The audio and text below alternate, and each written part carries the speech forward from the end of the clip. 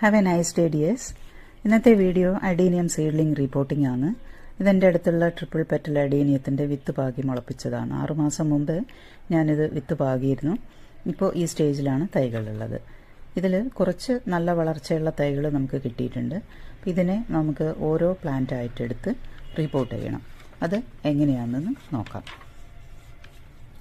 അതിനായി potting mix ഞാനിവിടെ എടുത്തിരിക്കുന്നത് ഈ ചെറിയ സീഡ്ലിംഗ് പോട്ട് കണക്കാക്കിയിട്ടാണ് എടുത്തത്. അപ്പോൾ ഈ ചട്ടിക്ക് 4 ചട്ടി മണൽ, 1.5 ചട്ടി കൊക്കോപീറ്റ്, 1/2 ചട്ടി വേപ്പിൻ പിണ്ണാക്ക്, 1 ചട്ടി ചാണകപ്പൊടി, 1 ചട്ടി vermicompost, 1/2 teaspoon SAAF antifungal പൗഡറാണ്. ഇത് നിർബന്ധമായിട്ടും ഈ മിക്സിൽ ചേർത്തിരിക്കണം. ഇത്രയുമാണ് മിക്സ് ചെയ്തിരിക്കുന്നത്. ഇനി നമുക്ക് ഇതിൻ്റെ തൈകളെ പതുക്കനെ ഇതിൽ നിന്ന് അടർത്തിയെടുക്കാം. വേര് പൊട്ടിപ്പോവാതെ സൂക്ഷിക്കണം.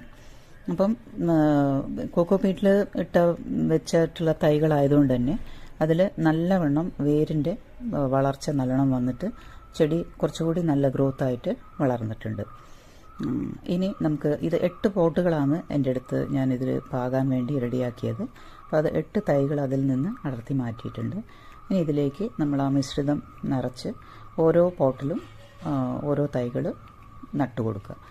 ഇതിപ്പം ചെറിയ ചെടിയാണ്, ചെറിയ പോട്ടുമാണ്. അത് മതി. ഈ അഡീനിയത്തിൻ്റെ സൈസിനനുസരിച്ചിട്ടുള്ള പോട്ടേ നമ്മൾ എടുക്കാൻ പാടുള്ളൂ. കാരണം കൂടുതൽ വെള്ളം ഹോൾഡ് ചെയ്തിട്ടുണ്ടെങ്കിൽ അത് ചീഞ്ഞു പോകാൻ സാധ്യതയുണ്ട്. അതുകൊണ്ട് ഇത് എല്ലാ പോട്ടും 8 പോട്ടിലും ഞാൻ പോട്ട് ചെയ്തിട്ടുണ്ട്, ചെടികൾ വെച്ചിട്ടുണ്ട്. ഇനി ഇത് വലുതാവുന്നതിനനുസരിച്ച് നമുക്ക് അടുത്ത സൈസിലേക്ക് മാറ്റി കൊടുക്കാം. മണൽ കൂടുതൽ നമുക്ക് ഈ മിക്സിൽ കൂടുതൽ മെയിൻ ഇൻഗ്രീഡിയൻറ്റ് മണലായതുകൊണ്ട് തന്നെ ഇത് നല്ലോണം നീർവാർച്ചയുള്ള വെള്ളം ഒഴിച്ചിട്ടുണ്ടെങ്കിൽ പെട്ടെന്ന് വലിഞ്ഞു പോകുന്ന പോലത്തെ പോട്ടിംഗ് മിക്സാണ്. ഇതുപോലത്തെ പോട്ടിംഗ് മിക്സാണ് ഈ അഡീനിയത്തിന് ആവശ്യമുള്ളത്. അപ്പം ഇതേപോലെ സീഡ്ലിങ്സ് ഇതിൻ്റെ അപ്ഡേറ്റ് ഞാൻ കാണിക്കാം കേട്ടോ. അപ്പം വീഡിയോ ഇഷ്ടപ്പെട്ടാൽ ലൈക്ക് ചെയ്ത് ഷെയർ ചെയ്ത് സബ്സ്ക്രൈബ് ചെയ്യുക. അടുത്ത വീഡിയോ. ബൈ.